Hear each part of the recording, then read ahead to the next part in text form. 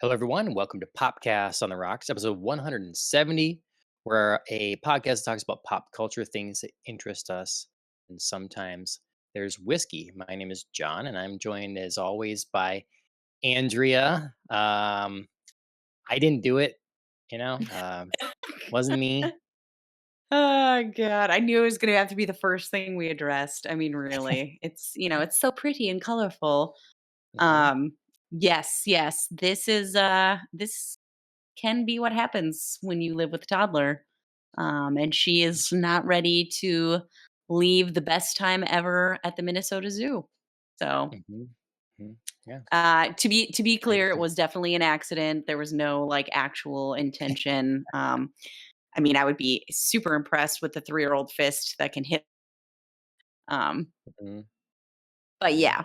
yeah, yeah, definitely an accident. There was some flailing and connection, and yeah, now I got a great shiner. Hmm. Hmm. So can't wait to Well, walk into work on Tuesday. yep. It happens. It's a story you will remember probably, and you'll be able to share with her when you get older. So when Yes, I she's took older. pictures, so we will have documentation, and we Yeah. will just embarrass the heck out of her when she's older. Yep. Perfect.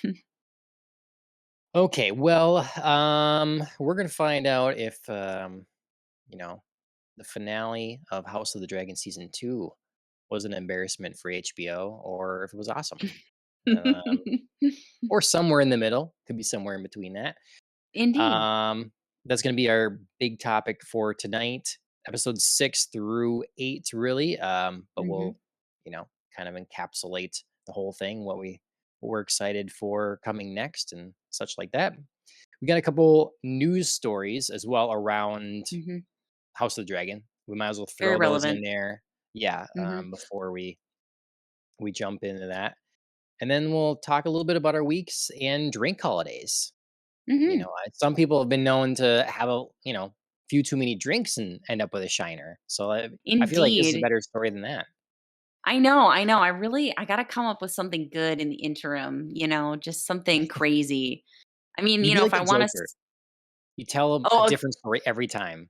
there you go, there you go. Yeah, if I wanna stick with the toddler thing, I could be like, I saved her from a wild animal at the zoo, Yes. you know?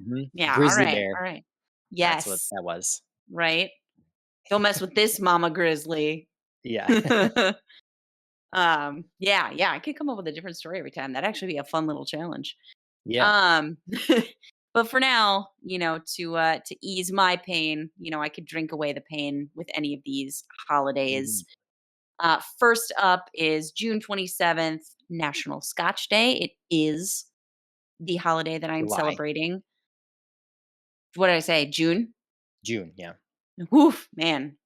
Going way back, reaching on that. July 27th, National Scotch Day. I swear I haven't had any already, but it is the holiday I'm celebrating. Um, Nice. we had my parents over today to look at photos from our trip of Scotland and to give them their like thank you Mm. gifts. So I thought that'd be an appropriate time to break out our own Scotch whiskey. So have a glass here. Yeah. Nice. Did you bring back a couple bottles or something? Or We only brought back like 2 bottles. We okay. were one for my parents and one for us. We were a wee bit judicious on that, Sure. because unfortunately, Chris had to like tight pack because he was only bringing what do you call a carry on Carry on. luggage, Mhm. and I had a bunch of extra uh, clothes because I was packing for the conference. So I was like on the weight limit. Sure. So Yep. we were Mhm. a wee bit judicious on that. I just blew past weight limit. I know, I love it. I love it. You were like, "I don't care." Throwing them dollar bills, like, you only live Uh, once. Coulda got another suit. We did that in Japan. The first time we went to Japan was we got another suitcase. It's like we just Yeah, travel there, try to be light, and then on the way back, it's like, well, we're just gonna buy the cheap suitcase that we find somewhere, and there it is. So yeah, yeah. No, that's smart, that's smart. We should have thought of that. But For other drink holidays, we have starting off with August 1st, IPA Beer Day, August 2nd, another International Beer Day, plus Mm. also International Culture of Drink Day, which is like you're just supposed to think about whatever drink you're having, like where it came from and what's the culture around that or where it's from. So I I kind feel of like think that's a that's a new little bit one. cool. I don't It remember that is. one coming around the last few years. No, I don't remember that either. So I like it. It's kind of a drink, but like the more you know. Yeah. So Mhm. kind of fun. This one gets me excited. August 3rd is Mead Day. Renfest Yeah. coming up. They have a new mead Go. flavor. I am down. Really? Oh, Yes, it's nice. supposed to be blackberry tart and it's supposed to be a little crisper and not quite as sweet as the other mead. So Bam. I am Bingo. I That's am what's in happening. Mhm. speaking that language. Mhm. And then yeah, closing it out August 4th, National White Wine Day. Okay. Cool. That's a good So there we list. be. Are you Uh, celebrating? yeah, I'm actually gonna do 2 of them here. So, I've got this, I just Flip side. leftover Sierra Nevada, yeah, it's called Flipside, it's a red IPA. I thought, "Hey, Targaryen, red IPA Yes. holiday." There we Digging go. all of it. That like sunburst looks like rays around kind of a throne-ish shape because I can't really see it. That's true. Actually, this tree looks like the God's Hollow kinda thing. That's what's on there, is a There you tree. go. Yeah, the Um, weirwood yeah, tree. yep, Yes, I love boom. it. Done. Um, and then the other thing, it's time. I got Yes. this yet. We have yet Yes. 3 Game of Thrones whiskeys still, and we've been trying to keep them around. As you can see, this one's getting pretty low. Mhm. I don't think they make them anymore. So when it's gone, it's gone. So I Ugh, I have dig to it. take the time to savor a little bit on the finales of these shows. Turns Absolutely. out when you look at the news, I'm gonna run out of Game of Thrones whiskey, but this is a Cardew Gold Reserve single malt Scotch whiskey. House Targaryen is I the feel like you could save this exclusively for Hot D finales. I You yeah, know, I agree. looking at the news, I think you might be best served sticking with Hot D. So I'll read the back of this a little bit here. House Targaryen, the only house in possession of fire-breathing dragons, has proven its resilient nature throughout history. Through fierce determination and force of will, Daenerys Targaryen walked through the fire and emerged at the head of the greatest uh, army the world has ever seen. Oh yeah, okay. Under the black and red banner of House Targaryen, she marches toward the Iron Throne, and her rivals bend the knee to swear their allegiance to the Mother of Dragons. Mhm. Fueled by the same fiery spirit, encouraged to conquer all challenges in their way. Blah blah blah blah blah. These pioneers, made this scotch. So, Mhm. um, yeah, it's oh boy, it didn't have a nice pop when I opened it. It's been trying to get the ASMR.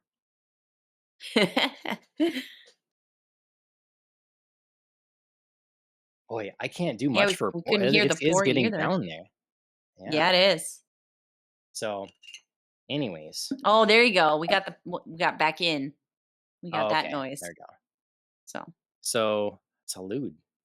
cheers.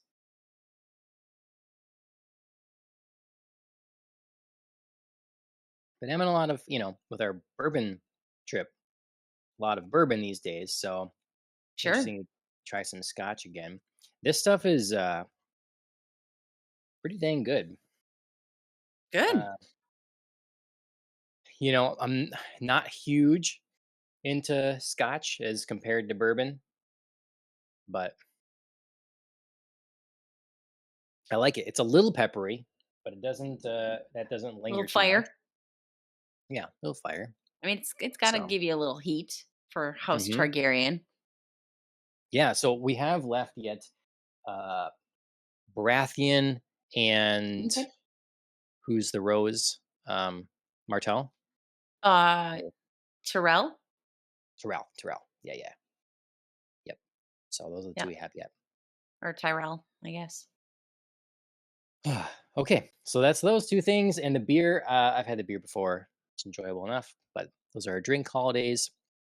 If anyone out there is celebrating with us, let us know. What has your week been like? Yeah, so it's really been full of a bunch of Olympics. I have totally been riding the Olympic wave and watching so many different Okay. things. But I would say mostly like gymnastics, basketball, soccer, volleyball, beach and court. I did watch some like individual canoeing, which was kind of Oh, yeah. cool and random. Watched swimming. Everett was obsessed with the horsey events, as she calls them, Okay. Yeah. Hmm. um, which was adorable.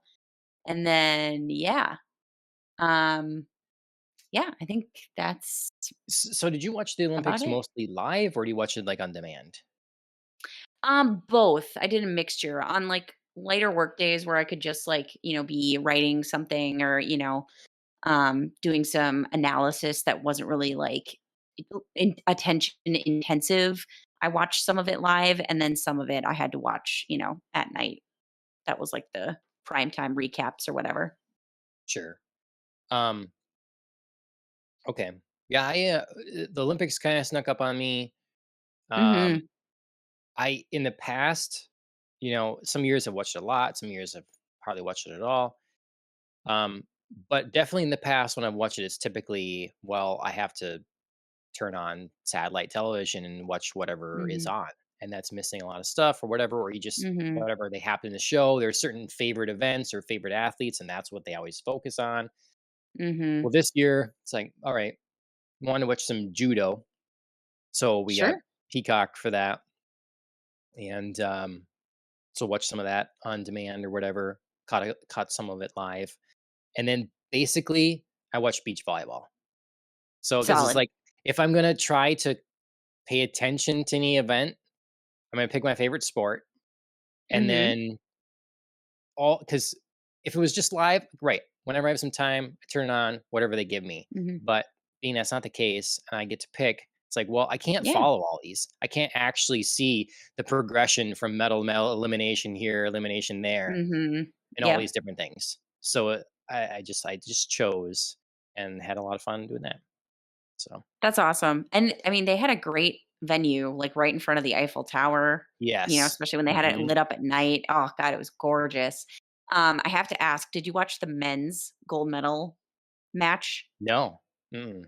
Oh, it is a slaughter. It was rough. Oh, Like one of the really? Okay. teams does not look like they belong. And it Okay. was tough. I watched it yesterday and it was difficult.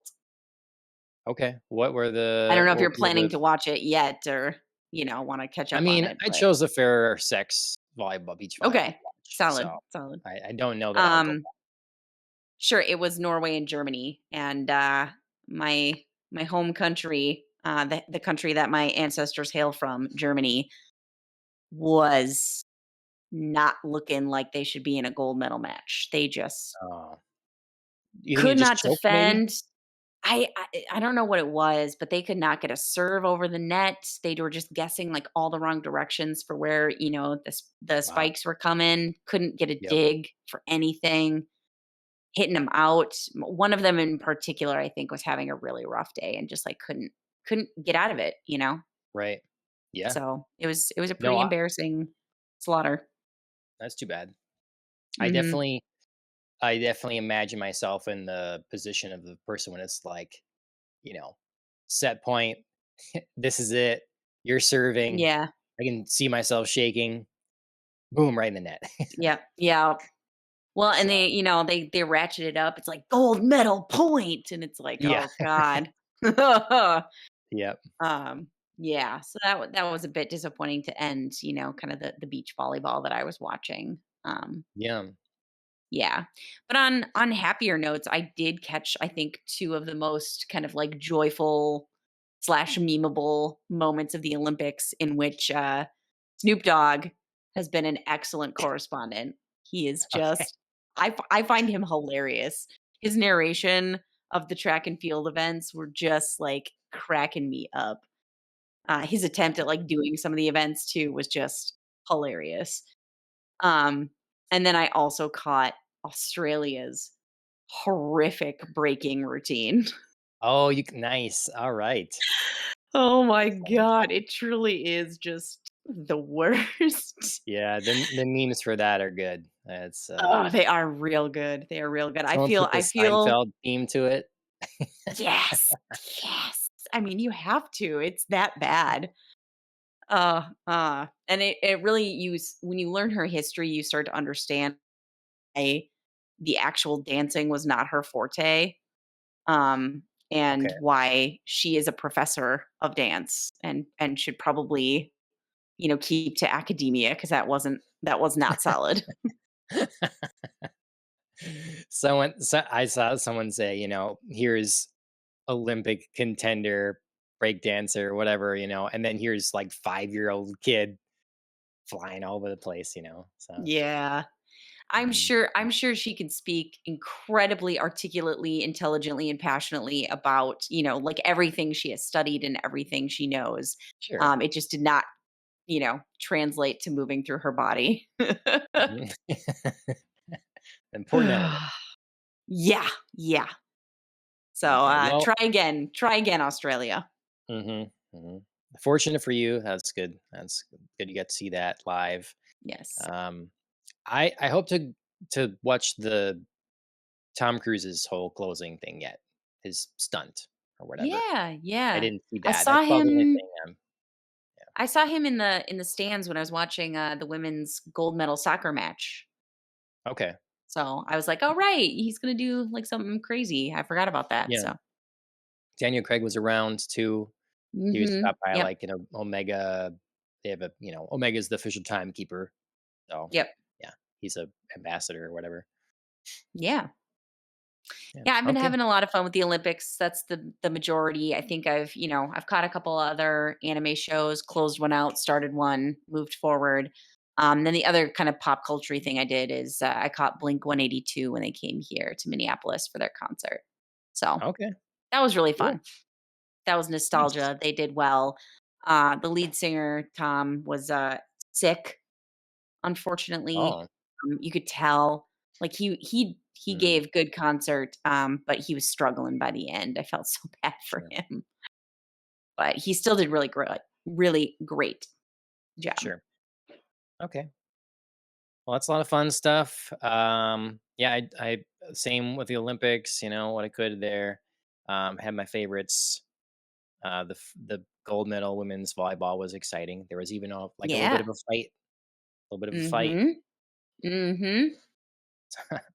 but and then yeah, I did a variety of other things this week. Uh, I did start Housewives of Dubai. Nice. What do you think so far? It's good so far. Yeah, just the first 2 episodes. We're just gonna kind of casually watch through when the Yeah. opportunity arises here. So, but yeah, it's It's fun. fun. Like I said, I feel like the city and the culture are the real, like, stars that you get introduced to. It's really fun to have, like, such a different setting Yeah, outside the US. I always think it's funny the kind of I don't know. I don't know if it's delusion, I guess, or like selective vision. Because they go on there and they're saying, we can basically do whatever we want and we can live how we want, and then proceed to say all the things they can't do or that are against the law. I know. I know. Okay, huh? I'm not sure, but You're like, yeah, sure. Whatever you want then, mhm, eh?" mhm. But it seems like a good cast, like a split of Yes. like I'm gonna really not like you, and I'm gonna like you guys, and yeah. Mhm. And then I tried the first episode of Batman Cape Crusader on Amazon as a show that was rejected by Warner, Yeah. and they were like, Mhm. "We want to sell it to someone else, that's fine." And so they did. They picked it up on Amazon. Okay. And first episode, I mean, I kind of thankfully knew this going in. You have to be prepared for them to make a lot of changes to Batman in this version, like Batman. to the world and characters and stuff like that. There is a Okay, lot because of I've heard a lot of, like, villain changes and, like, some of the world yeah, changes and stuff like that. Some clips I've seen, I didn't mean to see them, but some I've been okay with, and some I'm a little like, I'm gonna need more context for this, otherwise I don't love Mhm. it. Yep. So I'd say knowing that there was gonna be some radical Mhm. changes, to temper my expectations, when I went in, I thought the first episode was solid. So, that's Good. all I'd say Okay. so far. So, I would complain about some of these things again for people that have not heard me say it before. Batman's been around for like 80 years or whatever, 85 Mhm. years, something. And so in like 20 years, less than, it's going to be public domain. And I kind of look at Mhm. some of these very old characters as like we would look at Zeus or Poseidon now. There Mhm. are umpteen thousand iterations, versions of Poseidon and Zeus. You can Mhm. draw however you want. You can create whatever sort of lore behind them. Batman, Superman, these characters are going to live on forever, and they're going Mhm. to be changed and done weird things to dramatically over the next couple of centuries. It will happen, Mhm. and it's just how I see them. I give a lot less leeway to things that have never been adapted. If there's a book from 60 years ago and now for the first time it's coming to film, I would expect them to do that book justice. But if Mhm. something's been done over and over and over, and it's going to be for done over and over ad nauseum Mhm. to, time immemorial, whatever, like, then I guess that's where I say it's fine, like, so Mhm. be it. Don't, you know, I want to have the things that are true to the source available still, and hopefully, it's still more things like that get made. But I Mhm. don't hate immediately anything that's too different, trying a different thing of it. Mhm. That's just Mhm. my personal take on it. Yeah, I mean, I think at some point, I mean, you have to innovate or you risk like the criticism of like, well, what did you bring to the table? What did you do? Like Mhm. how, there's nothing new here. I get there's a balance to be struck between, having some familiar touchstones to signal like this is this character, like some recognizable things, Yeah, but also, obviously like you said, there's going to be things that are different, risks that are gonna be taken, and sometimes you say like, "Hey, it paid off," and sometimes it didn't, and that's yeah, just a more of like a criticism of like the risk or, like the direction it was taken rather than like taking the risk itself, right. Yep, like trying the new thing itself. Like, you tried it, it didn't work, now we know. yep, right. Yep. Um, so yeah. And then I read a bunch of comic books I'm gonna do a live stream on some other time, and we'll get into those. Okay. Excellent. A little bit of news. I just want Mhm. to ask firstly if you saw anything from Disney's event, D23. That's kind of like I did not. going on or Mm-mm. slash just wrapped up. Okay.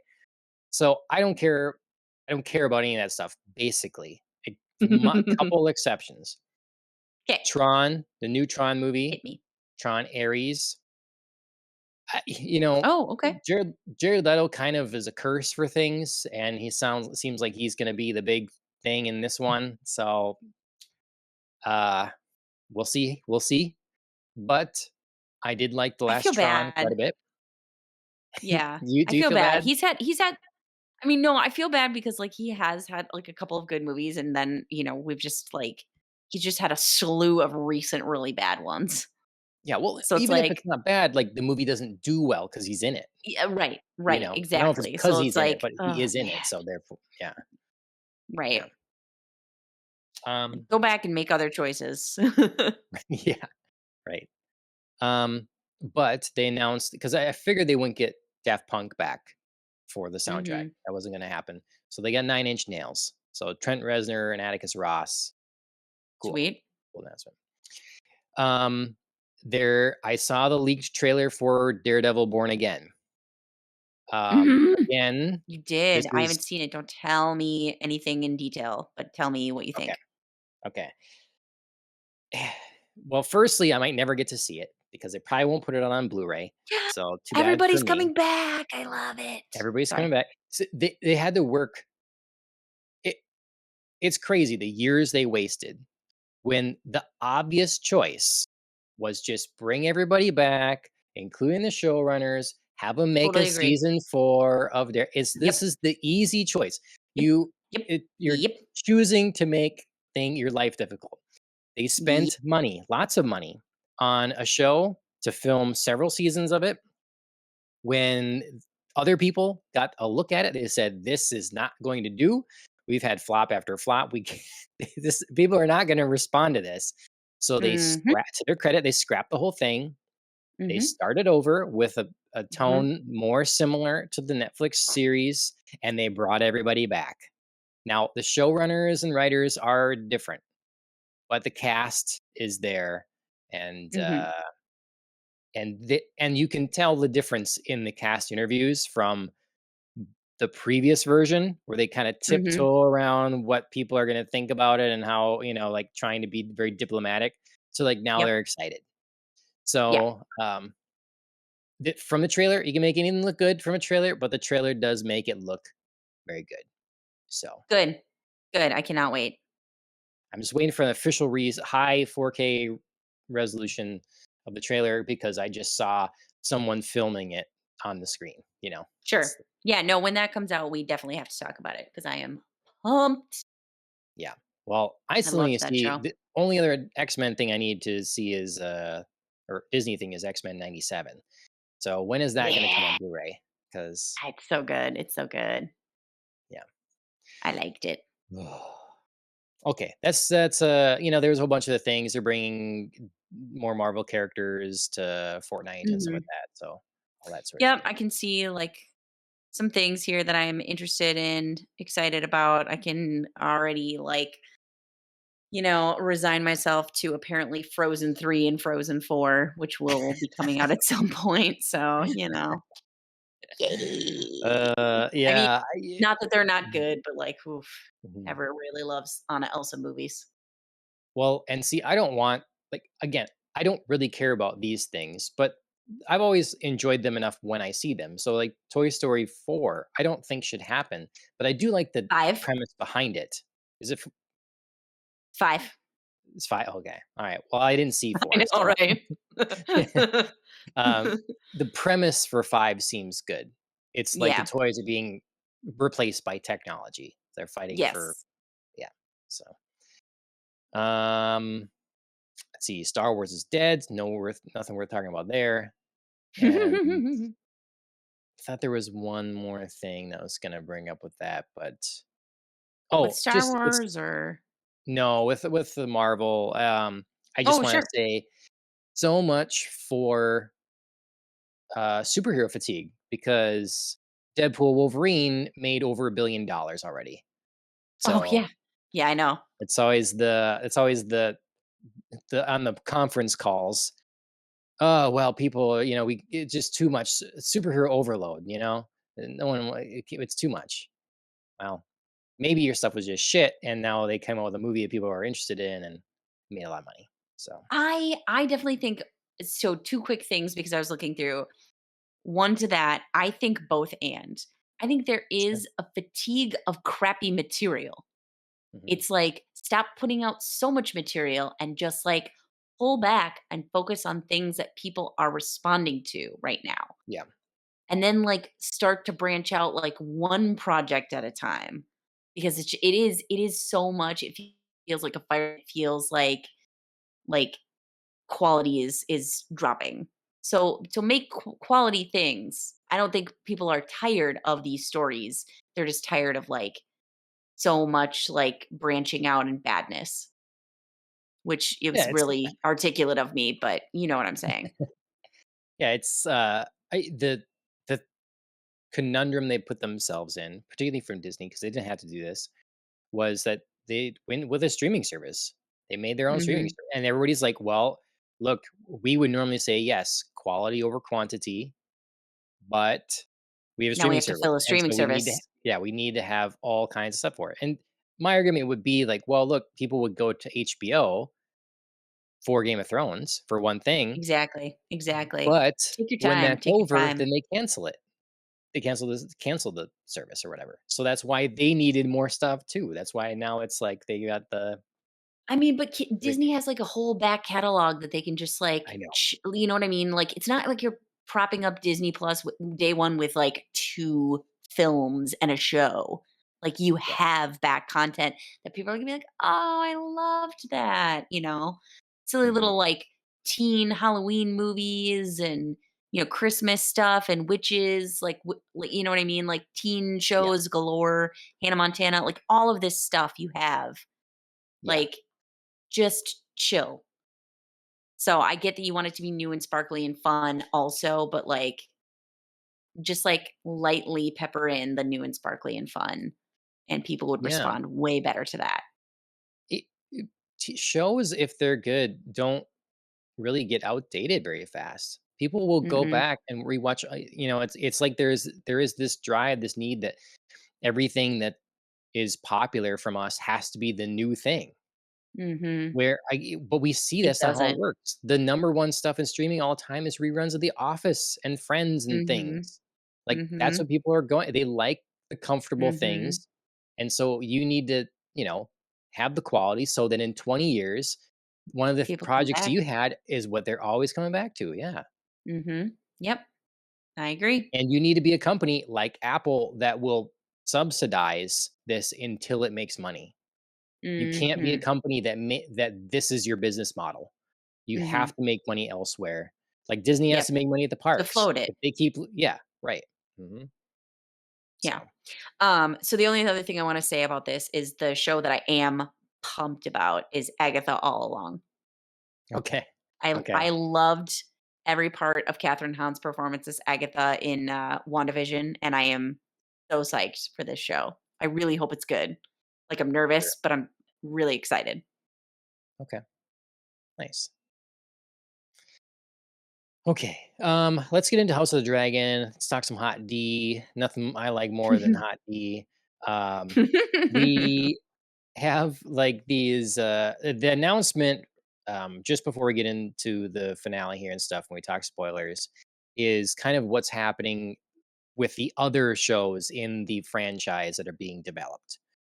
So I found this nice little graph here. Well, not a graph, it's a little infographic, whatever. Mm, Game of Thrones next projects. So we have mm, released next year A Knight of the Seven Kingdoms.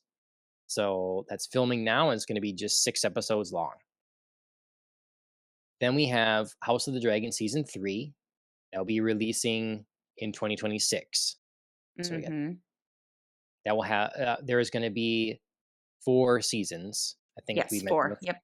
of House of the Dragon. There are other projects. There are 3 more live action projects in development and Mhm, 4 animated projects in development.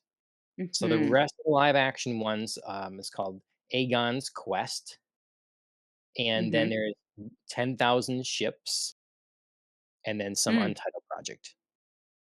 10,000 Ships sounds like somebody's album.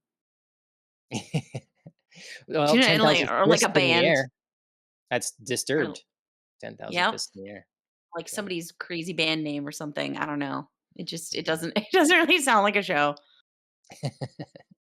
Maybe they'll change the title yet.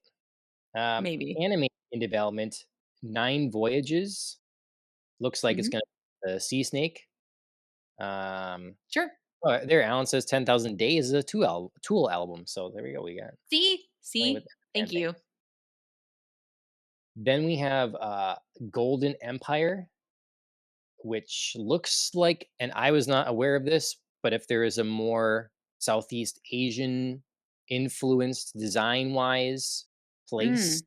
Westeros or somewhere across the Could be sea. Bravos or Essos, Yeah, right. I don't really know what or I'm somewhere just they just else. showed a picture of the architecture of a Sure. building here, Pentos. and yeah.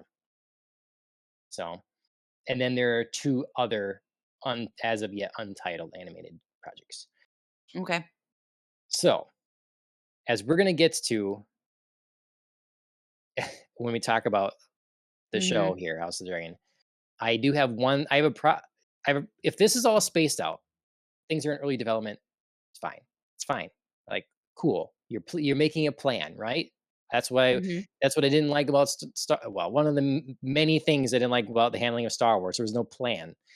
I know. So, you have a plan here. So that's good. Um, but I'll get into my issues later. What do you think of all this?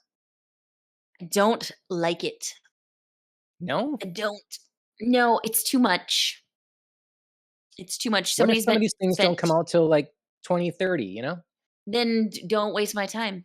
Don't waste my time. Announce it way later because right now it feels like a fire hose. It feels like Hmm, you are, and I know this isn't like directly correlated, like, oh, we can't develop other shows because, then it'll take longer to do House of the Dragon. I get that, like, good shows take time to do. So, like, yes, I get that, like, if you scrapped all of these shows, House of the Dragon wouldn't come out in 2025 instead of right. 2026. But I don't love the divide of attention. I don't know that I feel confident about the quality of all of these shows in the same universe. And I don't love the divide in attention for literally the man himself, George R. R. Martin, who needs to be writing his GD book. Nope, it's done. That's not happening. We can And just he's we can like forget about involved in that. all of these. I know, but I want it. Um, but yeah, no, he's going to be involved in all of these, which I get because on the one hand, I get because obviously the last two seasons of Game of Thrones were bungled, and he like gave them an outline, and now he's like, oh, that wasn't enough, wasn't enough for them to make good television. So now I got to be in things, and so yeah, so he will Yeah. never ever write the Winds of Winter ever, ever. It just won't happen. So yeah, I He am needs an bummed. heir. All this stuff talk about heirs, where's his heir to then Please, finish his yes, book? yes. Where's his Jace? Um, so yeah, so I would be excited about like 3 to 4 projects max being Okay. announced. This Mhm. just it feels like overwhelming. Even if like you say like some of these are years down the road, like why announce them now? It just feels I like a lot. that is the mistake, announcing this because well, look, HBO is not Lucasfilm, but Lucasfilm has Right. announced a lot of stuff, and it then just doesn't happen. Yeah. So, So why get us all these like things are worked so up over stuff? yeah, right. Mhm. Just say like we have more coming in the Game of Thrones We have big world or plans. right, we have big plans, we're working on some things, but we want to tell you about like the 3 concrete things that are happening Mhm. right now. Yeah. And then like maybe, allude to like a bigger world or like be like we're really going to dive in on House Targaryen or like hey, we're taking a break from the Targaryens, we hear you. We're going to go over here. Like whatever it is, just like pick a focus. This feels so broad and overwhelming. Yep. And I don't think that I'm really either terribly upset about like, mix of live action and animated. Cool. Like if you do either well, I don't really care that we're Yeah. branching out into kind of a new medium here. But I yeah, it just hope just they do feels too something much. different with the animation. I don't want the same sort of feels like generic, Mhm. Mhm. farmed out sort of thing. I mean, we're just Mhm. getting this stuff now that a lot of it's animated in Korea, and the tonality and art Mhm. style is too similar. Yeah.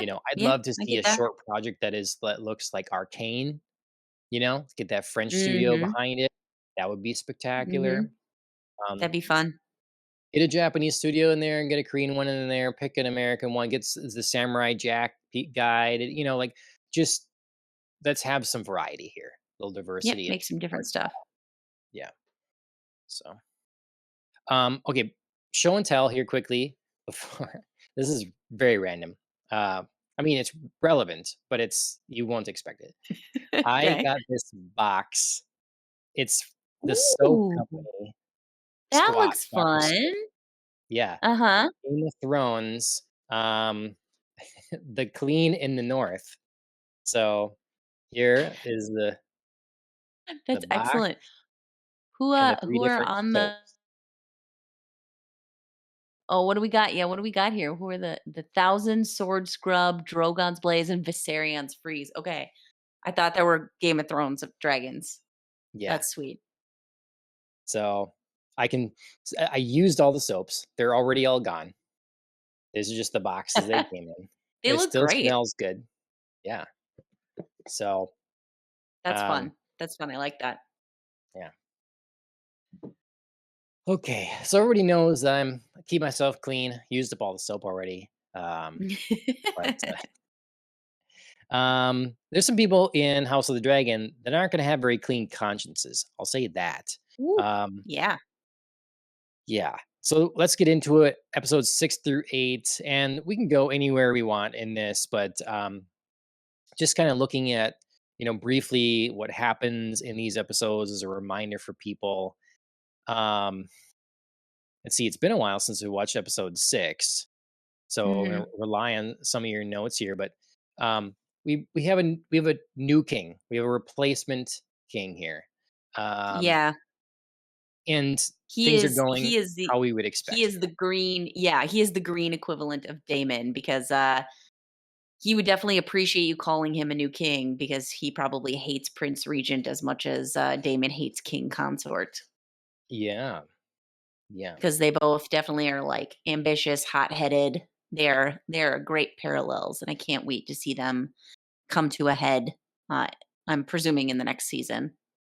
sure, But yeah, yeah, Damon sucks. He hmm, sucks in a different way than Aegon. He is cocky, um, he is kinda gross, he's smarmy, does not feel like he needs to listen to anybody in a very different way than Aegon.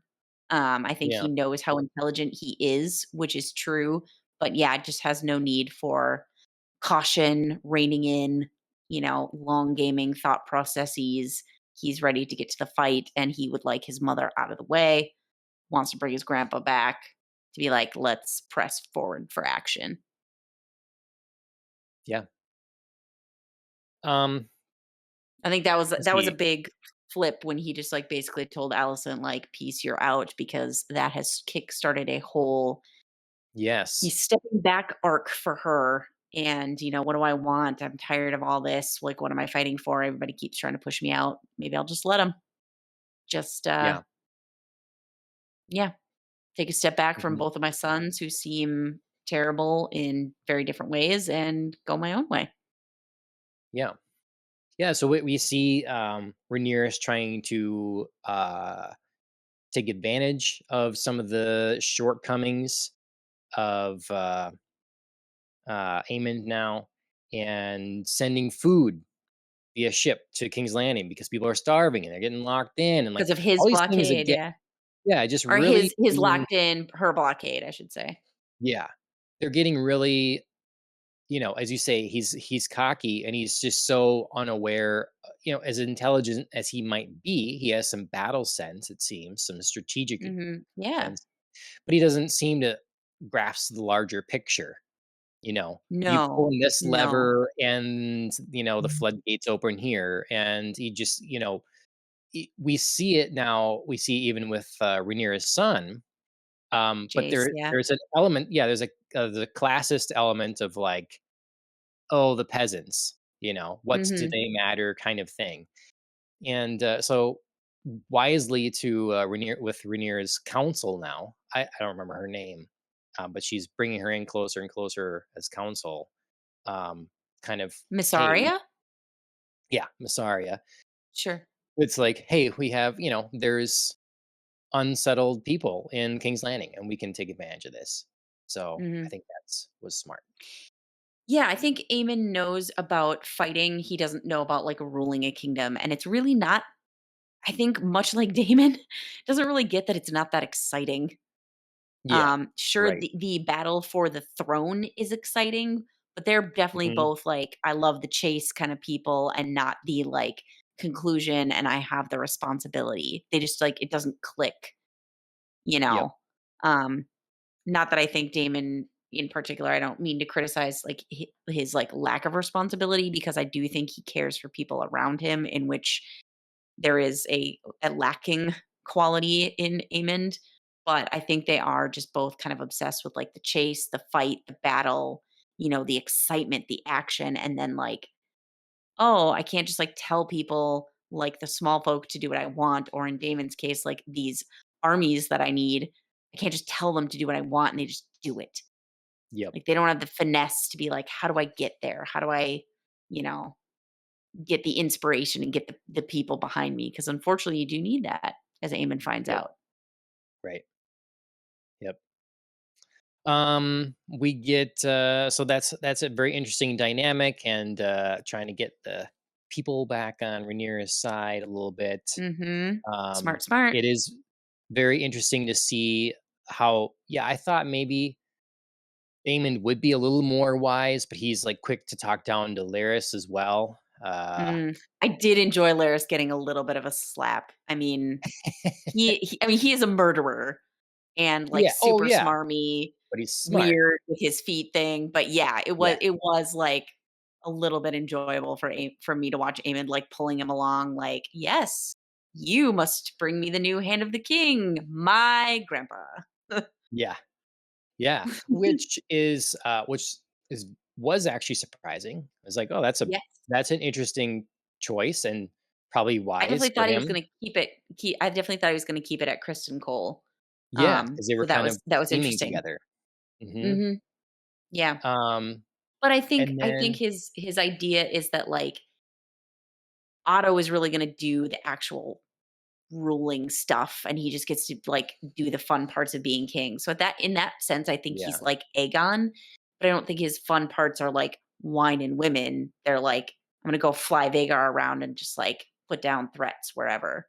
sure, right, yeah. So If someone insults me, they're gonna get it, right, and I'll have right. the best I'm gonna time go doing get it. them. Yeah, and, like, Yeah, Kristen's gonna come with me, and then my grandpa can do all the, like, boring ruling stuff. yeah. Um, Speaking of Lyris, then we find an interesting little alliance or whatever, that he takes pity and finds commonality With with, Aegon, yeah. yeah, with our scorched king. Um, I didn't expect it. I like it. I Mhm, think it makes sense. Um, mhm, and it's going to turn out to really, really, really probably throw a wrench in the cogs here. mhm, mhm. Yeah, I mean, I think Laris, like Alicent, recognizes that Aegon kind of looking for an authority figure and, like, someone to tell him what to do and, like, an older, person to lean on for counsel because he does feel lost and he wants that, like, love and attention. So he can be persuaded, influenced. Aemond is just, I do what I do. Like, I decide if I need you, and if I decide I don't need you, then, you're a lost cause. Right. So I think way both Laris and Allison recognize that for sure. Um, I did feel like it was a little bit of, like, funny trivia that, half of Aegon is, like, burnt because he's half a Targaryen. Like, I don't know Mm, why in my brain, I was just like, "Hmm, like, half of you is fireproof, I guess, and right. the other half Yeah. isn't." Yeah. Uh, so anyway. Um, okay, and then there's one more thing I want to talk about before we, in episode 6, as we kind Mhm. of move through or whatever here, and obviously Yeah, where anywhere you want to go back to, whatever is cool. Um, it's all good. what was the name of the? I don't have it. She's not in the family tree. What's the name of the uh, um, consultant advisor for Rhaenyra's here? Rhaenyra? Miss Arya? Massaria. I got it. It's Yeah, not yeah, yeah, yeah. Melisandre, Massaria. She so Ashley, did you see their relationship potential kind of growing relationship coming? I mean, I did in the sense of, like, Rhaenyra is definitely, like, floundering and kind of reaching out for someone to, like, be her confidant and, like, and kind of pump her up a little bit because she's having a rough go, like, you know, But she's lost a romantically? lot. I did not. I really thought it was gonna be, like, solid friendship. I Mhm. didn't think the kiss was going to happen. Um, and I'm sort of like, on the one hand, like, they looked great. Like, they looked, into it. It was a hot moment, a hot D moment. But On the other hand, I really sort of wish that it really just would have been like friendship, close confidant, like we are reliant on each other without any sort of potential messy tangle. Because Masaria obviously was with Damon before. There's like, this I don't know if there's like a getting back at Damon. He abandoned me, if that's even a thought for Rhaenyra. But I just Mm. didn't love the like romantic aspect. I thought the like I said, the kiss was well acted and well done, but I didn't necessarily need that element. I had that like ruined for me. I I don't watch every episode like Oh, you mean immediately. spoiled? What spoiled? Yeah, it was spoiled. Yeah, I okay, okay, didn't. okay, okay. Yeah, so I knew it was coming, Sure. and I wanted to see how they did it. Um, Mhm. he, I, I guess I'm of two minds because one, it's like, well, if you did it, I hope there's a point. Like, Mhm. does this lead to something?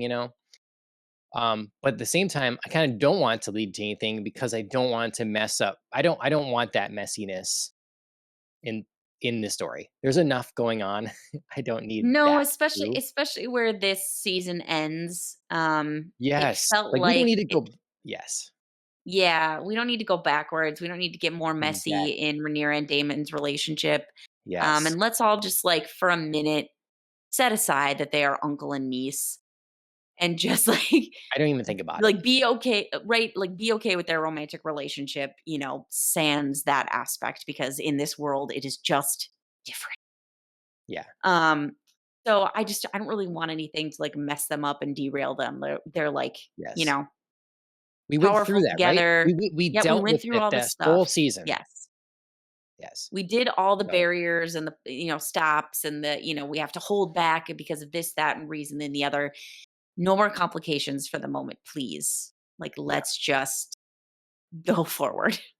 And so Yes. yeah, so I didn't love this because it felt like a messy insertion in that. And I know, again, it's at a very low point for Rhaenyra, but I didn't love that character choice there.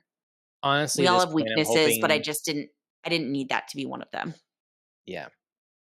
I don't. At this point, I'm hoping honestly they can just like make some sort of we have fun times with her, she's involved, she's still advised, all this. So you just like Yeah, it just becomes not an issue. It's like right. Right. Damon's like, all It right, just well, like it's we all just like forgot. it's Like, yeah, everybody forgets, like, it never even happened because, yeah, I loved her, and I advocated hard for Rhaenyra to add her to her council. I was like, "She is smart, she is driven, like, she wants to see the High Towers fail, she wants the Greens to fail, like, this is a good addition to your council, you can get intel, she is smart, do it." So I loved all of those things, and I loved the, like, counseling and friendship that was being built, and let's just, like, take it from there. yeah.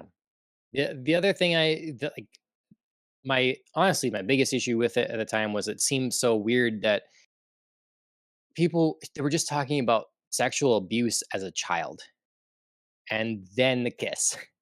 Yeah, as I wrote Oh, in the yeah. comments, Oh, people yeah, want yeah, to be yeah. kissed talking about childhood sexual abuse. It just seemed like that would be the last thing in that moment. I know. I mean, I think, it was supposed to be like a bonding moment and they really felt like a shared connection and I get that. Yeah, It's just yeah, like I wouldn't have taken it there necessarily. yeah. Again, like Uh, well done. Well done by the actors. They made it look oh, great, yeah. I think. But yeah, didn't want it really. Episode 7 was cool. I For me, I mean, the star thing was Oscar Tully. Let's go, little Lord Yes. Oscar. I Yes. was kind of hoping he would be like, they sort of set that up for us, right? That he's Damon's dismissing him. You're nothing because while your father's alive, whatever, all this sort of thing. He's Mhm. very young. They sort of set us Mhm. up to be surprised by his Mhm. awareness and competence, and it delivered. Yes. And I think he was smart to come at Damon in that setting because Yes. Damon really does need him. So he like sort of, gave him a little bit back, but he couldn't really say much.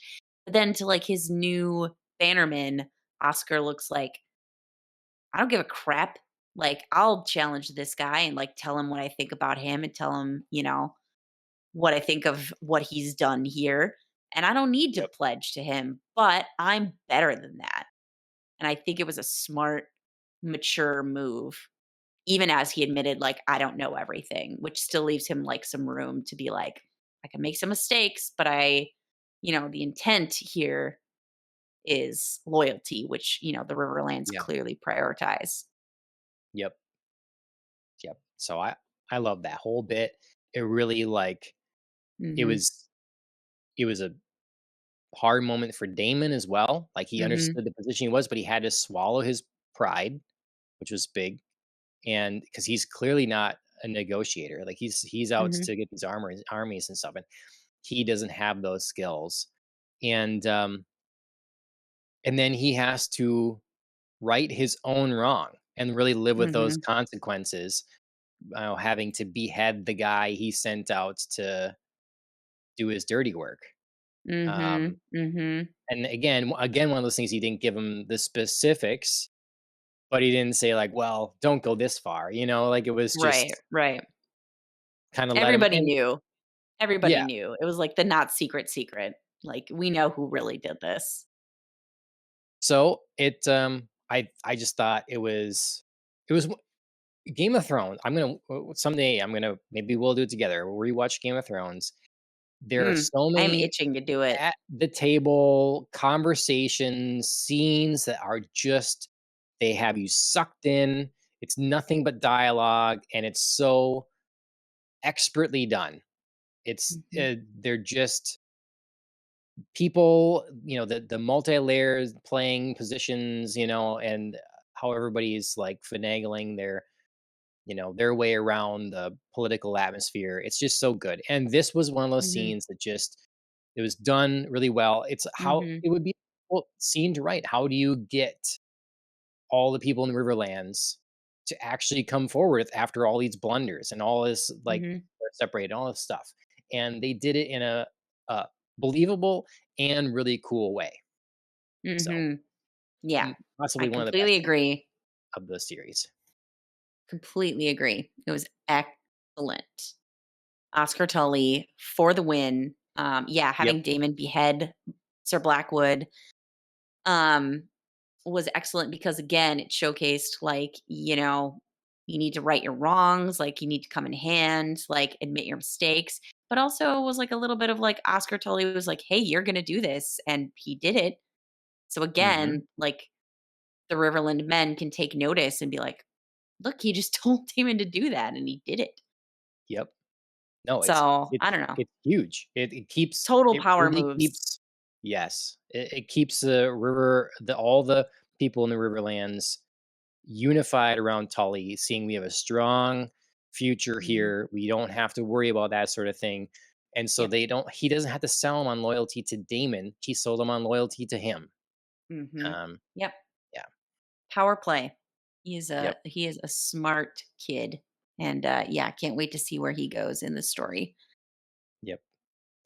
I Um, do wanna talk a little bit, bounce a little bit back to Rhaenyra because I think that kinda 2 big things we maybe didn't cover in 6 that we can just talk about in here is, yeah. the big failure of finding others of lesser, maybe Targaryen blood to bond a dragon. They tried her knights or Stefan Darklyn, and, yeah, big, big failure. Hmm. But who Hmm. wasn't a failure was Adam of Hull, because Yeah. he claimed sea smoke, which Pretty is awesome. excellent news for Rhaenyra. Yes, it is Hmm. excellent news for Rhaenyra, as we see in this episode.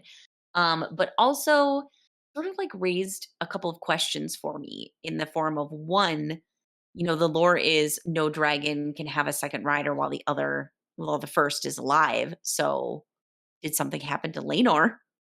Because in our show here, he is, wink, wink, nod, nod, alive somewhere with his lover Carl. Mm.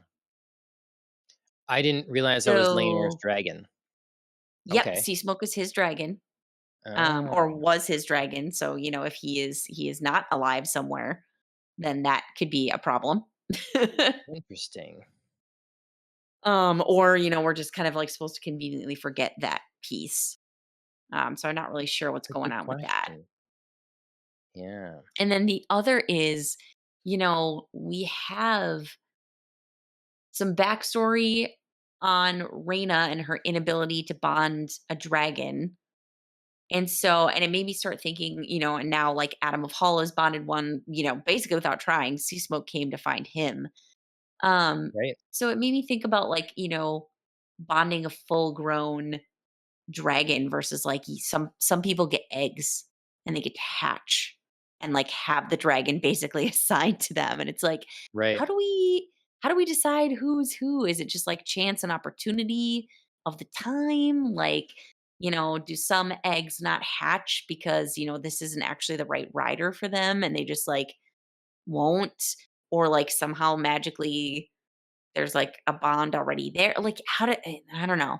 It's just very Yeah. mysterious, and I don't know, if I Yeah. had my druthers, like, getting a dragon out of the egg sounds a lot easier. Yeah. Just bonds to Might not be you as at first powerful, sight. yeah, might not be as powerful or, crazy large as, like, Vagar is, but I don't know. Yeah. Seems less work involved, less chance of a barbecue, like poor Sir Right. Stefan. Yeah. I like the rules being unclear with that.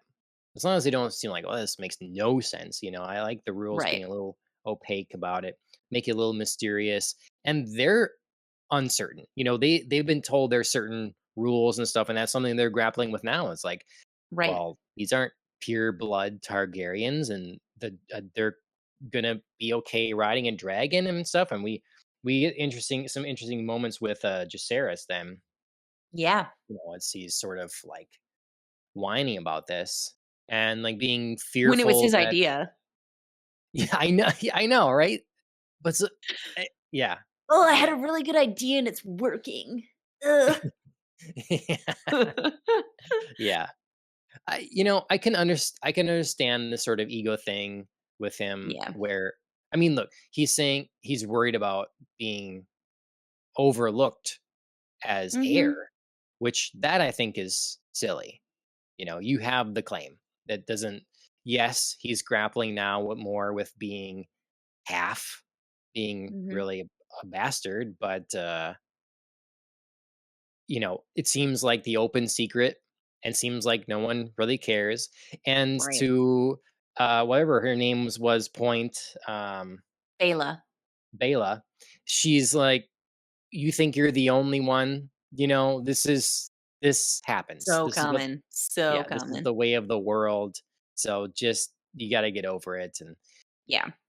but I do understand the whole idea of like you kind of build your identity around it, especially when you're going to be like we're all about bloodlines and the Mhm. inheritance and the order of that and also that's your world. Yeah. And to say, well, look, maybe that doesn't matter. Anyone can drive a Mhm. dragon. I Yeah. can see you personally feeling devalued. Yes. And I get that too, there is like a mysticism and, a fear and amazement value to like, you know, only some people can claim these dragons, these mythical beasts. And, if we just let anybody do it and it's accessible now, like, what are we inviting? I get the like second guessing yourself. And also like Jace just needs to like grow up a little bit too and be Yeah. like, it's still like Targaryen bloodlines clearly Yeah. because, dragons aren't just like chill about anyone riding them. Yeah. Um, but, like, you're not just, like, opening it up to, like, the first guy you see on the street, but yeah, I don't know. Well, He's it a teenager, he's irrational, he's, yeah. not always thinking I the most clearly, but I do like his big steps up in these past several episodes. Having the big idea, going through with it, kind of wrestling with his demons, and then coming out the other side, like, if we are gonna do this, you're gonna be, like, a stand-up person. Like, I'm right. gonna make sure that you're, like, taking this with weight, taking this with seriousness. We're not just here to play. Yep. Yeah, I like some of that. He's trying. He's embraces his role. But he doesn't not so arrogantly like, "I will not listen to anyone." He does Mhm. listen to his mother. He does Mhm. listen to, well, Ayla. yeah, uh, cousin, whatever, I guess, however that works out. How well, Bela is what to him? Because it's like Oh, yeah, it's yeah, not yeah, his 'cause it's not his she's si it's Damon's and yeah, Lena's, I yeah. mean, Yeah, his I don't know, I don't sister-in-law now, right? I mean, yeah, But, kinda. Well, I guess. you know That's funny. Or your stepsister or whatever. yeah, yeah, right, Yeah, yes. interesting. Tangly, tangly. Yeah, but, yeah, so, like, he's growing, Yep, you know, there's potential with him there. yep. Him and Bela, that like, the house again seems, relatively safe in their hands. Mhm. They seem p Yeah, again, they seem smart, they have their moments, but, they seem to be reasonable and, like, understand the gravity of the situation and, Bela, I think especially has been more comfortable in, like, what's asked of her, and now she's just trying to tell Jace, like, "You need to be comfortable and step up in your role."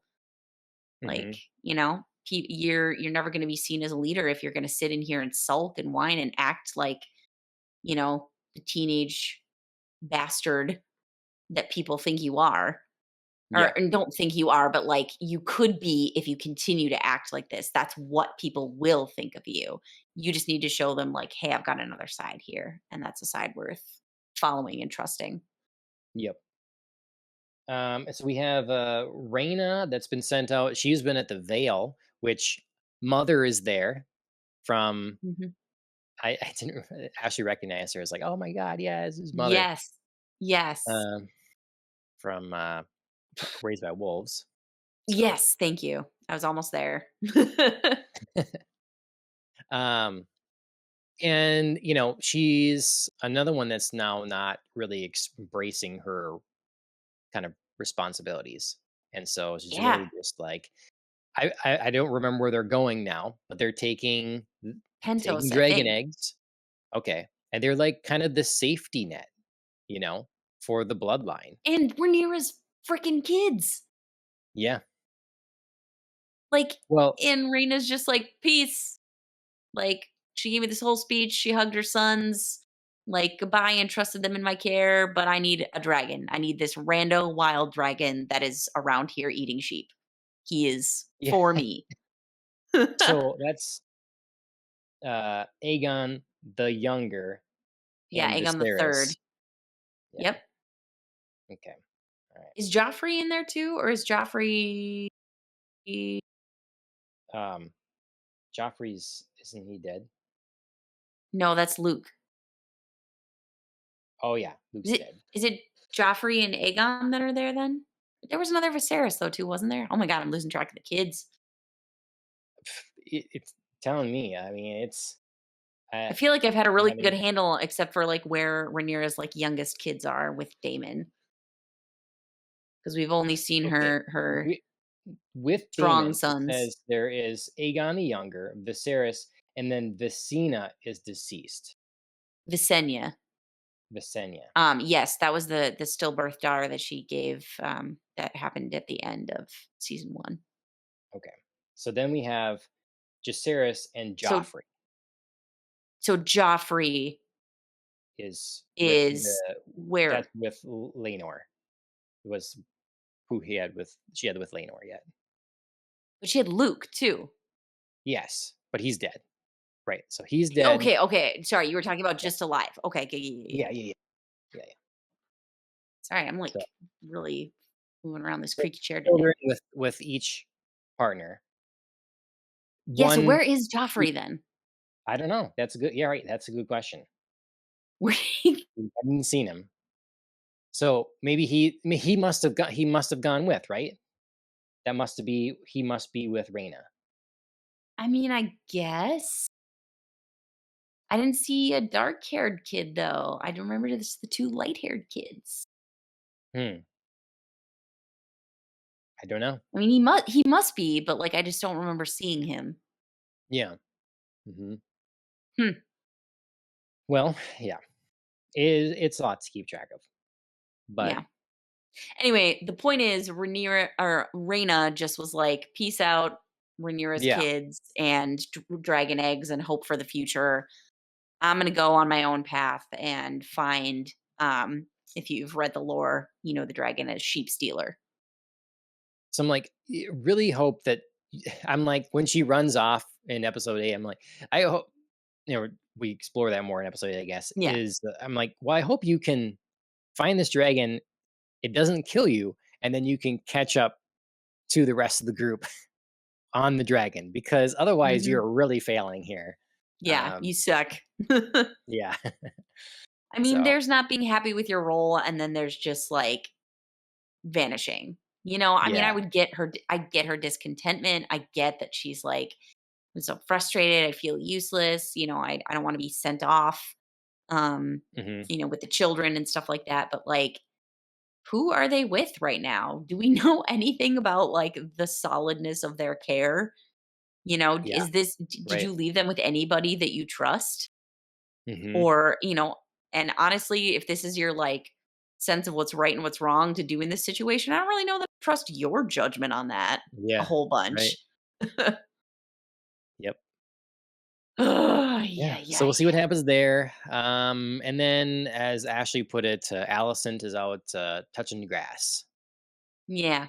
She's just out. She's doing a slow exit, a fade into the bushes. Like, I don't want it. Started all of it. I hate it. It's gone poorly. I don't get anything Yeah. out of it. I'm not happy. So she is just ready to, yeah, peace out. Yep. So episode 8, we get one of the Wait, wait, wait, wait, wait. Lannisters. Oh, whoa, whoa, whoa, whoa, okay. Sorry, the other big dragon news at the end of 7. Oh, yeah. Well, we get our who you guessed who it makes sense. Yes, Found their yes, dragons. yes. Hugh, our blacksmith, and Ulf, the guy telling stories in the pub, making the Yeah. big claims. Vermithor was just like pigging out at the people buffet before Hugh finally was like, gonna stop you. I Yep. really enjoyed that. I really enjoyed that. And I think moving into episode 8, Hugh seems like so far a stand-up dude. And Ulf. He is, a big talker but a coward, and he ran away and somehow tripped into Yeah. Silverwing. And she was like, "Yeah, you. I don't Yeah. know. Maybe you're the first person I've seen in a while, so you seem fine." Yeah, I don't really you know. I Sometimes treat like it like people seem to claim dragons, and it's like, oh, yeah, well, you don't know yeah, but again, that mysticism is good a little bit, I feel like right. You don't whatever know how it dragon is works. gonna yeah, they're gonna, Because like, find Aegon something is, like, a shit person, or, like, Aemond is a shit person, and they have dragons. yeah. So Yeah, although maybe at with them least it's just Aegon like was, like, all, like when Sunfire came up and he was like, "Hey, buddy, we're gonna go fly." That was cute. yeah. He Yeah, did seem see? to actually They just like Sunfire. actually have a bond, that's Right, good. right. And then senses the, like, pure enough blood, you know? Yeah, And yeah, I don't know. Then, yeah. with Move maybe with Eamon, it's like, well, I sense the, battle lust in him in a sense or something like Mhm. that. Right. And so, Yeah, Vhagar's been there, early. I mean, she was riding over with, Aegon the Conqueror, so she has known a lifetime of battle and challenge, and maybe, yeah, she was drawn to that. yeah. But But yeah, yeah. okay. Yeah, moving into Yeah. moving they this was like our big victory and our big pose on the island, where Rhaenyra's like, "I got the dragons," Yeah. Aemon flying over, and Aemon's like, "Oh, nope, nope, nope, nope." That was great. It was So, exciting. He's like flying over and it has to make yeah. her turn around. Yep. Yep, And yep.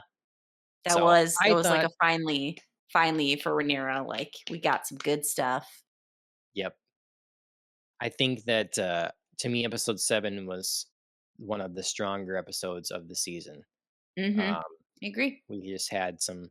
really nice scenes. Maybe Allison coming to her senses with the change, shifting of the tide. We get more with, we're finding more about Corliss and his bastard sons, and like just Mhm. all this stuff is good. We set in motion the Lyris getting Aegon out. Aegon. Yeah. Mhm. So a lot of good stuff in that episode. Um Episode 8 is kind of strange in the way it opens with our Tyland Lannister um Just trying tie to tie anything. Tie anything and, yeah. you got the opening of this episode, this scene here. So it was a bit of fun trying to make some alliances here. Um it- He goes above and beyond as an ambassador, that mud wrestling. Oh yeah. boy. I was like, it doesn't The take much. the It doesn't take sea much to impress her and then need sea him shanty for her singing. babies. Yeah, That was good. That was good. it was good. So, but now, like, what? How many Lannister bastards are we gonna have? Because she wants him to give her sons via I her mean, wives. did he do it though? He sort of seemed like, We don't know. "What?" Well, he was like, "How many? Like, how many wives?" Right. Right. So, and then cuts. They were on the boat, So Right, exactly. I'm gonna assume that there's a bunch I'm of gonna other assume he of did it. Lannisters running around there. Yeah. Yeah. I'm gonna assume he did it because he did everything else. Like, he seemed like, "I'm gonna get down in the mud and wrestle. I'm gonna sing even though I hate Hmm. this." Like, Hmm. can't even remember the words, but I'm gonna get through it because that's what they want. Yep. Yeah. Yeah, if you want an ambassador who will go the distance, it's apparently this guy. Let's see. And then um, let's see. Aemond is really upset. Burns down. Sharp point. Mhm. Just out of nowhere. Um, and really, kind of this episode it's, it's kind of three big things. It's I mean, when they first showed the what has happened previously, I'm like, wow, they have a lot of things that they're bringing up that Mhm. theoretically then they're going to touch on during this episode Mhm. because there are a lot of different threads going on here. So one is what Damon's whole journey, this whole season comes to a conclusion. We finally Finally. get what the Finally. visions and all this stuff. He's given the vision from the tree. The witch Mhm. says he's ready to see it. So we Mhm. get the conclusion of where he's going allegiance wise. Yes. We get um then we get Corliss Mhm. with his big conversation with his other son and sort of Mhm. that like strike back moment of like how dare you, so you want to help now kind of thing. Right. Big moment. Um and then we get sort of the setup, all the different armies, where they're moving, where their placement is.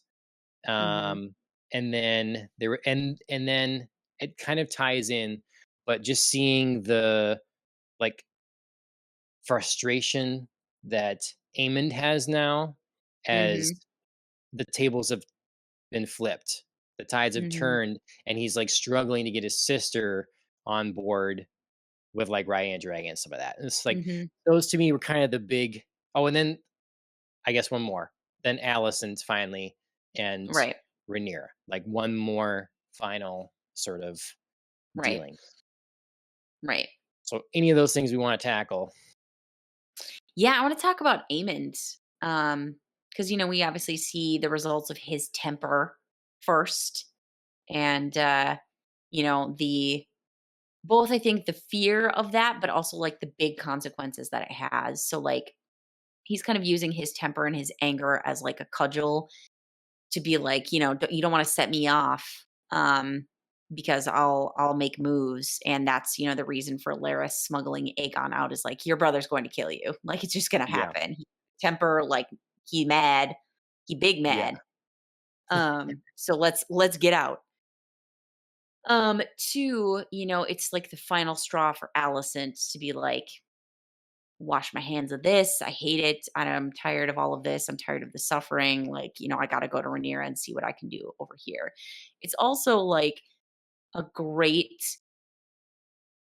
thing for Aemon because he's so upset and angry that he like comes for Helena and he's like, okay, I need more dragon riders, like sister. He comes at her in all the wrong ways. Like, Yeah. tries to be like, oh, we've got a call. We ride dragons, and she's like, I hate riding my dragon. Like, I don't know what you're talking about. And then, he's like, "Oh, we have to fight the enemy outside." And she's like, "You're the enemy. You burned Aegon. I watched it happen. Hmm. You left him for dead." And, she's like, "You can't do anything to me. Like, I don't care about your enemies. I see who you are and I see what's going to happen to you." And she just like serves up Aemon's future Yeah. in just like the scariest, calmest way possible. And you can see Aemon is shook. Yeah. So I loved all of that happening, all of it. I was just there Yep. for it. Yep. Like And Aemon stomping around basically in an imitation of Damon, but then like doing a worse job. yeah. Stomping around trying to make people do what he wants and just being like, "You have to see it." And they're like, "No." Yeah. It was good. It was unexpected, that she like stood her ground with that, and you could see Mhm. where Helena is confident or not with things, and like this is what she's aware of. And so I thought it was done so well that it ties in with Damon's vision and everything. So it's really cool because we Mhm. kind of talked a little bit about what her deal is, why she is sort of the way she is, and Mhm. it's almost like a bit of a three-eyed raven situation with her. Mhm. And we see the three-eyed raven in Damon's And vision, Damon's visions, yeah. Mhm. and it's like she's in it then. So this is this is my biggest. It was like had me pumped and excited at the Sure. same time, horribly disappointed because the vision was cool. It finally It's great. it gave Damon sort of a holy purpose. It's like reminded like set in his mind that he has a role to play, It's and all this is bigger than sort of you. fate. Yeah. And so that feels really good, and people can be motivated well when they have something higher than themselves to just Mhm. strive for, that they're a part Mhm. of. The thing is, we know what it all leads to. This is the Mhm. this I is the know. giant, oh my god, problem with this whole thing. Mhm. This would be so cool, mind-blowingly awesome, super cool setup if Daenerys Targaryen eventually broke the wheel as was set out to do. She broke the wheel and sort of brought a peace to Westeros, free of some of the older families and the rule and whatever, and managed to like, you know, it's another person ruling, but got rid of the slaves and undid some of the injustices that are being done. But it's not. Now it all feels Mhm. like this is all so Damon's part to play is all to make sure that the three-eyed raven kid that hasn't done anything is ruler of Westeros? I A know. I Stark? know. A Stark? Like this is the plan. This is what the gods intend. Really, I know. they want you Targaryens to die. They just want a Stark on the throne. Like Mhm. I it know just it.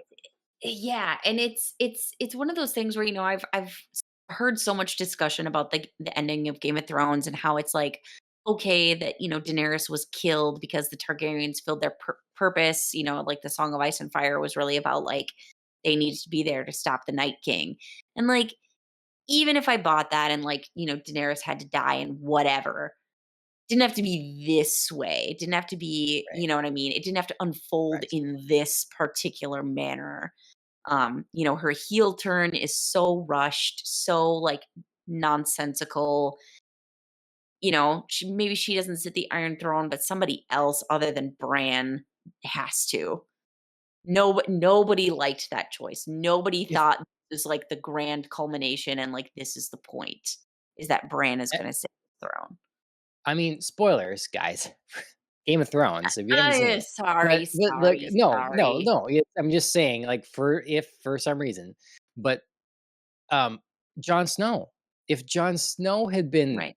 ruler, he's Targaryen, Yeah, you know? Like, that would have ma again, even that would make this vision make more sense, but right. that just that's so There's it went from the so many other possibilities, yeah. and so that brings me to the whole thing with all the different shows being developed.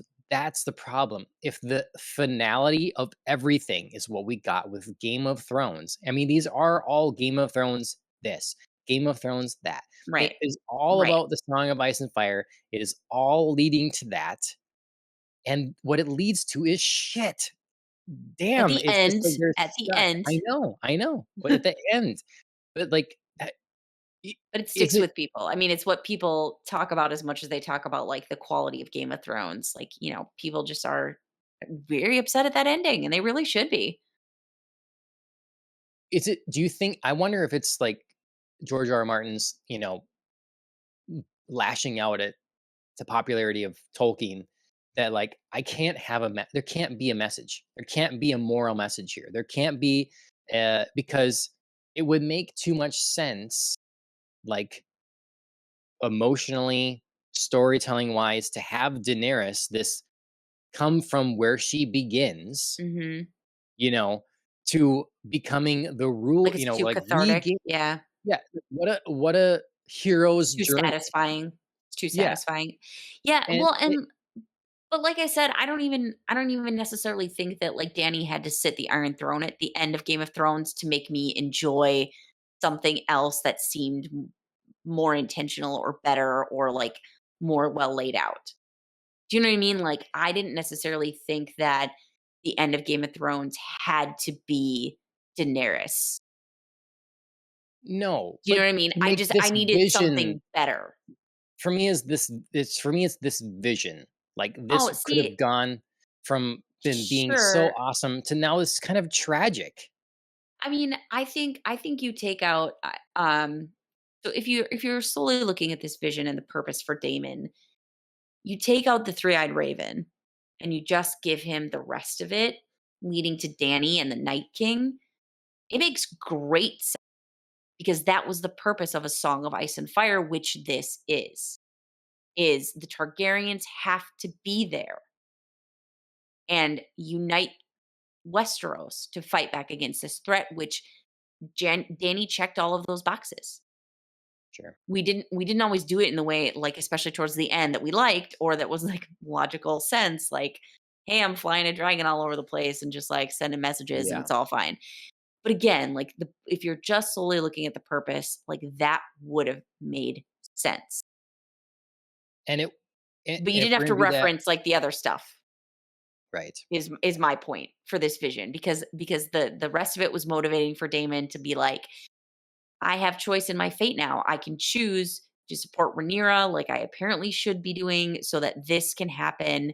And I'm going to, play this like magnificent part in getting us there and basically like saving Westeros in the future.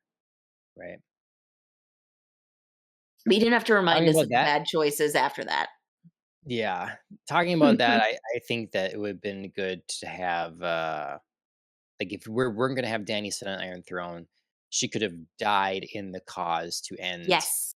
the White Yes. Walkers. Yep. Yep. Instead of having it be Martyr. Arya all Martyr. of a She's a sudden. saint over Yes. there. Yep. Yes. Totally. I Mhm. mean, it was cool for Arya in a sense, but like also like It's not logical. also weird. It was Yeah. cool. It was cool, but it It wasn't was cool. logical. Yeah. Mario Gonzalez in the YouTube chat says, "At the end, nothing made sense, to be honest." Yes. Totally. Yes. We are talking House of the Dragon, but just with obviously this ties in. We from the very Yes. beginning in season 1, we were I mean that was a crucial element to this. The story, the Mhm. Song of Ice and Fire was passed down and then this is what spiraled the whole thing. The whole conflict to begin is we had the king dying and reciting this story, talking about Mhm. it and the misinterpretation of that story, the wishful Right. misinterpretation of that story. Right. So, Um, yeah, it just kind of really broke me a bit at the end because Yeah. I liked a lot that happened in this episode in episode 8. Just this vision to me could have meant so much more. Yes. But there's nothing we can do about that. Come back. So Yeah. but ultimately I'm happy that Damon has made the right freaking choice. Mhm. This is again, this better be settled. It's donezo. Yep. And yeah, yeah. Yeah. Um, Yeah, I did enjoy the, meeting of Rhaenyra and Daemon, and she's, like, all there to be pissed and, like, upbraid him, and he's just like, "Yep, like, I took a little bit of time, but I know what's going on now." yep. And I loved that they brought back High Valyrian. It's been a while since it feels like, they've kind of Yeah. spoken in their language, so it's just like, like, this was a lot of their heritage, their conversation. It's a fun little way to have, like, secret talk in front of everybody else. So, I Yep. enjoyed it. Yep. I wanna see the guy they cut back do the someone should do an SNL skit. It's like, I know what they're saying, that they Right. assume is yeah, they assume no one knows, but he's, like, Right. poorly Someone's been translating to everybody studying. else or something. Yeah, yeah.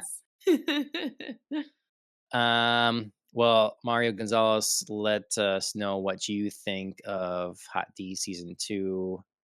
Um Okay, so he's saying, from what I read, much of the mess season 2 has to do with Discovery cutting costs. So, when you're saying at the end nothing made sense, are you talking about House of the Dragon? And are you disappointed in how it ended? I did see Mhm. going. This is like one of the lowest rated episodes, the finale of season 2. A lot of people were anticipating a big battle. Some people, I heard people saying, "Okay, oh my god, did we really just go through a whole season to like tease for war and stuff like that?" But Yeah, there is no war and whatever. you did. And so, what do you think of that decision? What do you think of the 8 episode structure? There was supposedly supposed to be a couple more. Good that Where they this ended, chopped it down. Good that they chopped it down. Because, your coming time of war is gonna be such, like, rich content that you don't wanna throw it in a couple of episodes. But you can't after the last season, you can't just skip to war. Episodes of, you know, "Hey, let's gather our armies, ready." You can't do it. So you have to take some time. So unless you want this season to be, like, 22 episodes long and take, forever to make, well, then you're really just chopping up seasons anyway. But yeah, so this whole season was, like, about getting to the place of war. There are that isn't to say that there aren't parts that I thought could be tightened up or cleaned up or, maybe took a little bit long. But no, I think this was appropriate for everybody is, like, getting ready. Also, like, last ditch efforting avoidance of war because everybody knows how horrible it's gonna be. We got, like, a teaser of that horribleness. Um, yeah, Rhaenys and Meleys dying was horrific. Like, the dragon battle was just, like, awful, and I am horrified for what is to come. But yeah, I mean, yep, I half get the frustration, and also I'm like, "No, I'm sorry." Like, war, especially in this time, means, you need time to mobilize. yeah, You don't get to call in your bannermen and they just, like, pop on over. It takes them, like, yeah. months to get anywhere. Let's do a FaceTime call with all the people here and just get this sorted. uh, Right? Yeah. I mean, again, like, I think we were maybe a little misled in the Game of Thrones universe where, Danny did get to just, like, call everybody together in a real short amount of time because we're gonna have a battle with the Night King. But yeah, yeah, no, this is way more realistic. So, yeah. I don't know. And I really enjoyed the end with, like, the armies on the march and the music swelling and the just, like, "It's going down." Yep. We had a little bit I of hate Rains of that I have to Castamere wait. coming in when the Lannisters were riding. Yep. The Mhm. Starks were coming in there, like, Mhm. oh, loved it, loved it. I mean, Yeah. I hope season 3 now is just, like, frenetic action to open, because I get the frustration at the wait and the anticipation, but I hope it's just, culminating in just meaty Yeah. action. You know, when you have one big story, it's not like you're telling it some sort of episodic, murder mystery, mystery of the week sort of thing. This is a one Yeah. big thing. It's one of the issues with, generally speaking, I like things to release an episode a week. So you can keep the conversation going, you keep Mhm. it in the zeitgeist, you keep, people anticipating the next episode, Sure. as opposed to You releasing think all this at is a once and binge then season? done. Well, I just You think think that do you think it would play out better as a binge season? Because well, I don't I don't disagree. I don't I think it's good that they release it still episode by episode, one at a time. Okay. I'm willing to I don't want them to make decisions based on, well, we need to have this because this is the end of the season. We need to have Mhm. this because if this episode isn't exciting enough, people won't tune in for next week's episode. I want it Mhm. to just logically make sense. Just I think tell it as it needs to be told. yeah. Only have the I number of think that's what episodes that happened you here. need. I think so too. Mhm. I think so too. First season, what we had 10 episodes. The season we had 8. We didn't, Mhm. as far as I know, we didn't need any more unless there was something else. Like we didn't need to string on Damon any longer with God, visions, no. you know? Like unless they wanted to show another battle somewhere, that would have been fine, maybe. But even the one battle where they like start as sort of a little fist fight and then it cuts to the everybody just mowed Oh, down by the river, oof. like that Ooh, was that was good. effective. That That was was cost good. saving and time Mhm. saving and effective. So Mhm. That was that was smart. good. Yeah. Yeah. So No, no, I, I was pretty happy. I Pretty happy. I agree. I get that, like, I half understand the complaint because, yeah, it does feel like, season should end on this, like, crazy action or, like, something. Right. It did. It just ended on, like, the literal moment before battle. I in Game of Thrones, again, the battles are great, but it is a drama. It's a drama Mhm. about the political machinations out in Westeros, and we Mhm. had a lot of drama in this final episode. A lot of little things Mhm. to tie up. We had again the confrontation with Corlys and one of his bastard sons, which has been kind of Oof. leading this whole Yeah, time. he needed That was he pretty needed that slap brutal. too. Mhm. That was great. Deserved it. Sea Snake. And then, Allison making, again, she went and out and touched grass, and now she's making one little other, attempt here because that's what Mhm. this one was about. It was like, is there a way that we can honor my father's wishes, do what's Mhm. supposed to be done here, yet not kill everyone, not go to Mhm. war? Is that possible? And Mhm. it doesn't seem like it. But there is Allison's is offering, an The option here least of a bloody. less bloody, yes, Yeah. and so it's interesting if she do you Just I offering up pose her it to kids, you. though. I know. Do you think that, Rhaenyra will take this? Obviously, she does not have a head to receive now because he has, Mhm. booked it out with Laris. Mhm. Um But yeah, do you think she's gonna take this chance? Trust Yeah, Alicent and yeah, I okay. think she is. I think she is. Yeah. And Is that not what just you would because I do? know some things, about the future. I would, based on their relationship, I think Rhaenyra is, in this episode, she's definitely not, kind to Allison. I think there's definitely, like, a need for punishment there, like, there's just such a reiteration even after Allison, like, capitulates a lot of the time, and she's like, "Yeah, this is the way, I chose to do things. It was messed up. Like, I'm sorry." Um, in her own way, she doesn't actually ever say, like, "I'm really sorry." But she is trying to be like, "I thought I was trying to do these things, and I just suck at it, but I don't want war." There was like a need in Rhaenyra to really go after her and be like, "You are responsible." Hmm. So, I think she's disgusted with Allison. I think she's, very over her, but I think she believes in Allison's genuine desire to just like get out, be Right. gone, live a simple life with Helena. And she doesn't care. She just doesn't care. She finally doesn't care about like her father's old desire for the throne and Right. what her family should do about it. She just doesn't care. So she's, I think, more than happy to let Rhaenyra take all of that on. She does not want the headache of her two shitty sons. Like she's just a bad mom that way. Hmm. She continues to be a bad mom that way.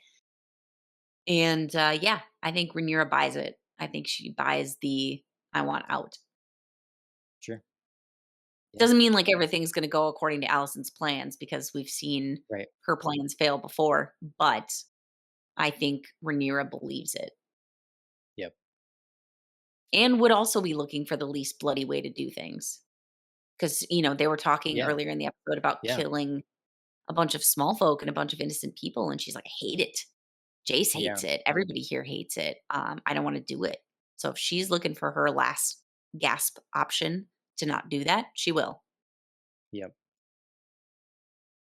Um. Okay. Anything else you want to talk about? There's obviously a lot more we could delve into, but I know we're Mhm. past the 90 minutes here, and Yep. Alan's got work yet and some of that, so I don't want to Yes. belabor anything extra long. Is Yeah. there anything else that Our must be addressed, or final thoughts or anything like that? Yeah, for sure. I think, the closing of the episode obviously ends on this really certain note, that the two armies marching or rowing to war. But we are left with two important questions that the episode teases.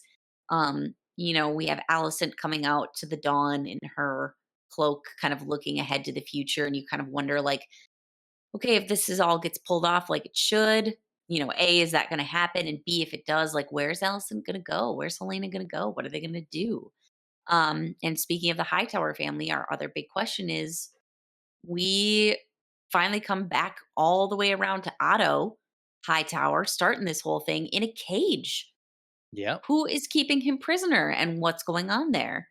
Um, so yeah, so I think those are two questions that the episode just kind of slips in there that, we're going to be going with next When did season the when into did our the big battles. when did the Brotherhood without banners form? That's a Oh, Whoa, I you got froze a little really bit there. slow there. Yeah. Yeah, I froze a little bit there. That's a I good think question is you're what I said. okay. Yeah, okay, yeah. Yeah, I don't know. I feel like they've taken plenty of prisoner. So Mhm, I'm just mhm. waiting to see Jock and Hagar. That's what's happening here. I want to see the faceless men involved here. So, An audience does not see Jack and Hagar. yeah. So Yeah. okay. So I'm excited for season 3. It's going to be a long wait and it sucks, but hopefully it just means quality. I know we said that with the ending of Game of Thrones and we were all a little bit let down. Um, Even though it had its moments, I hope, you know, this show continues the quality. Yep. Yep. We get to look forward to next year, another show. Hopefully that's good. This, to my understanding, House of Dragon takes place approximately 200 years before Game of Thrones. This Danny, next yep. show is supposed to take place 100 years before. So we're kind of Mhm. be jumping 100 years ahead for this next Mhm. show in 2025. Um, Maybe it's a single season. I Which don't know, but seems like six a wee episodes. bit odd. Yeah, Like, I'm how are you just going to interested in avoid how talking? it's I mean, we already know like the end of the Dance of Dragons, but also like why remind us that we already know the ending? sure. Yeah, it's I don't know. It's gonna be really interesting. I'm excited. I'm just happy that I am happy that this universe continues and that we're currently on a show that's handling itself well. Mhm. And yeah, I'm happy this still exists. And then whenever we feel like restarting Game of Thrones, we're gonna do it. We're gonna come up with a better ending. Heck We're yeah. gonna make it happen. So Heck yeah. Anytime.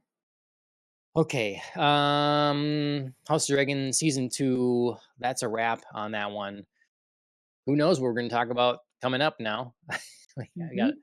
a Bond book to talk about. I'm sure there's plenty of other shows and movies and stuff. Alien Romulus comes out on Friday. That's right. Oh, I want to see that one a lot. Um, yeah, there's a new show on Apple TV, The Instigators, by the director of Mm. Mr. and Mrs. Smith and The Bourne Identity, and it also stars Matt Damon. It's on Apple TV Ooh, Plus. interesting. Yeah, so it just came out Friday. But yeah. Anyways, to find out what we're going to talk about, make sure you subscribe. We're on podcast directories, Spotify, Apple Podcasts, that sort of thing. A review on Apple Podcasts would be appreciated. We're, Mhm. we stream right now. We're live on YouTube, Kick, and Twitch, so you can follow us in any of those places. Um, if you are interested in anime only, our podcast on YouTube, Ohio Anime, is available to you. If you just listen to it in podcast format, everything comes through Popcast on the Rocks. So Mhm. yeah, like, share, subscribe. Killing the Flower wrote our theme song to this show, so make sure you check them out on music streaming services. And Track Mouse 34 on YouTube. That's Mike. He does racing videos and stuff, so make sure you check him out. It is racing season, so I should be putting more of that stuff up. And yeah, that's it. I mean, that's it from us. That we're here. Hopefully next week we'll be back with, I don't know. I'm Something. excited for what's next. Yeah. I know. What does the future hold? Yeah. I'm reading more Doctor No. I got that going, but yeah, we'll see. Excellent. Yeah. Yeah, I gotta catch up on that. So, things to do. Yep. All right. Thank you, everybody. We'll talk to you next time. See you later, Andrea. Sounds good. As always. Cheers, everybody.